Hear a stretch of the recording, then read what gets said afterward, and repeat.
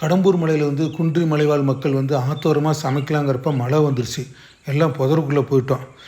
இந்த லேசாக பசிக்க ஆரம்பிச்சிருச்சு. ஒருத்தர் என்ன பண்ணாருன்னா, அந்த மீன் சுத்தம் பண்ணுறப்ப மீன் முட்டையெல்லாம் தனியாக எடுத்து வச்சுருந்தார். அந்த மீன் முட்டையை வந்து சுடுறதுக்காக வந்து கரையோரமாக வந்து ஊனாங்குடின்னு ஒன்று இருக்கும், ஊனாந்தலையில் வந்து வச்சுக்கிட்டார். கரையோரமாக போய் இந்த சின்ன சின்ன விறகுலாம் பொறுக்கிட்டு வந்து அதில் வந்து பற்ற வச்சு இலைக்குள்ளே மீன் முட்டையை வச்சு சுட்டு தரதா ஒரு ஐடியா. ஆனால் அவருடைய பேட் லக் வந்து மழை வரவும் திருப்பி புதருக்குள்ளே போயிட்டோம்.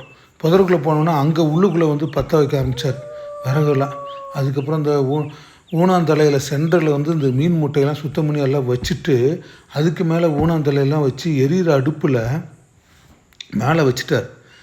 நல்லா எரிய விடுறாங்க. அது 2-3 டைம் வந்து திருப்பியும் போடுறாங்க. இதுக்கடையில் வந்து சாப்பிட்றதுக்கு வந்து இந்த தேக்கு மர இலைகள்லாம் கொண்டு வராங்க. இதுக்கடையில் இன்னொருத்தரும் வந்து பார்த்திங்கன்னா மீன் முட்டையை ஊனாந்தலையில் வச்சு சுட ஆரம்பிச்சிட்டார்.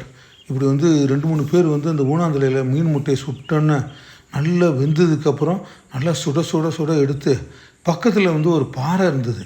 அந்த பாறை மேலே வந்து மீன் முட்டையை சுட்டது வந்து எடுத்து அப்படி வச்சுட்டார். சரி, கொஞ்சம் ஆறுனதுக்கப்புறம் எங்களுக்கு வந்து சாப்பிட்டு பாருங்கன்னு சொல்லிவிட்டு அப்படியே உடச்சி கொடுத்தாரு.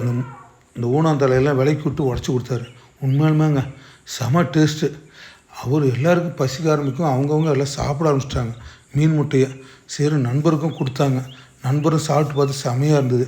அப்போ தான் மழை பேஞ்சு நின்றுருந்தது. சரின்னு சொல்லிட்டு அதில் ஒருத்தர் வந்து சமைக்க ஆரம்பிச்சிட்டாரு. ஒருத்தர் சாப்பாடு கலர்றதுக்கு குச்சியெல்லாம் உடச்சிட்டு வந்தார். கண்டிப்பாக அடுத்த வீடியோ பாருங்கள், இன்னும் சூப்பராக இருக்கும்.